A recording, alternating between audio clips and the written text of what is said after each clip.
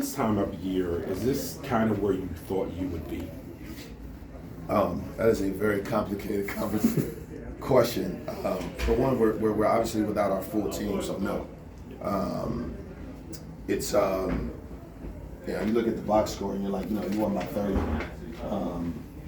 I thought we played down to the level of our competition, so that's unacceptable. In order for us to be the team that I expect us to be, we can't play like that. Certain things that are non-negotiables. Boxing out was bad. My 2 4-men combined for 4 rebounds. We didn't guard the 3 to start the game. I just thought that we were lethargic and didn't look like we were super excited to be back in EBA. Gave them a little bit of confidence, and then they just kind of felt like the pressure go down, and they stayed in the game. And so, to answer your question, absolutely not. So how did you feel about how Braden played when you had him in there pretty much as your primary ball handler? Is that something that's coming along for him? Yeah, I mean, that's the adjustments that we're going to have to make when, certain things in certain situations present itself. He's more than capable of playing a position. He hasn't had enough reps and enough volume, and so a game like today, I was just trying to make sure that he got that. He picked up a couple fouls early, and so his rhythm kind of wasn't there, but he's getting there. Obviously, Justin Begg was able to do his thing at the point. I was happy for him because he's going to have to learn really quick. But as you guys see, he can shoot the basketball, he can get downhill, he can make some reads. Trying to get him to understand it. Singles, then home runs, not the other way around. But Braden was good today. He's got to continue to just learn to guard a little bit smarter so he doesn't put himself in foul trouble. But the intention is there, and obviously he plays hard. And so those things are going to have him on the floor.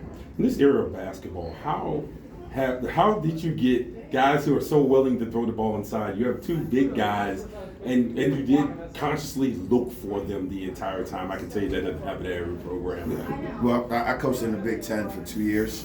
2 years in the Big Ten, I don't know, about 70-plus games. You learn real quick what throwing the ball inside can help you do. And at this level, it's very rare that you have 2 5-men that you can do that with.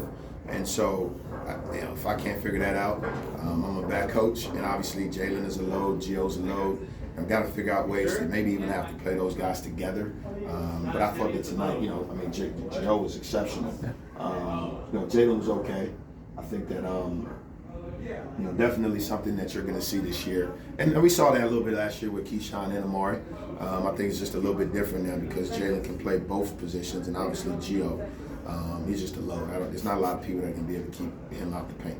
What did you think about your outside shooting today? Kind of not probably where you wanted to be. Well, I think for one, I don't think we need to take 22 threes against the St. Mary's. I think we've got to be a little bit more intentional about touching the paint, maybe getting some inside-out threes. But again, I think these guys, it's their first game. A lot of guys that, this is their first look at the lights a little bit, and just got to be able to get those jitters out. We did so today. We did it a little bit. Obviously, it was a close scrimmage at Drexel. But we've got opening day coming here right around the corner in 8 days, and so we've got to be able to tighten up and just go back and watch film over the next couple of days and try to fix some things. Any positives that you took away, that stuff was maybe pleasant surprises for you? Yeah, again, I was happy that the freshman was able to play 23, 24 minutes. I was happy with our 5-man. But, I'm a selfish coach, which means I care about my team. And so, until I watch the film, I'll try to find some positives. But I thought in moments, we were good for 20 to 22 seconds. And then in that 8 to 10 second, that last third of the possession, we had a breakdown. I don't think any coach in America is happy about those type of things. And so we've got to be able to guard a little bit harder, something that we do every day. 24-second perfect possession. It's like everything has to be perfect. And we have moments in practice where, it's there. I just thought we've got to just tighten up, got to communicate a little bit better. We were all over the place a little bit with our switches. I think their personnel is a little different, not conventional. Yeah. And so some of those things, we've got to be able to just kind of tweak, but we'll get there.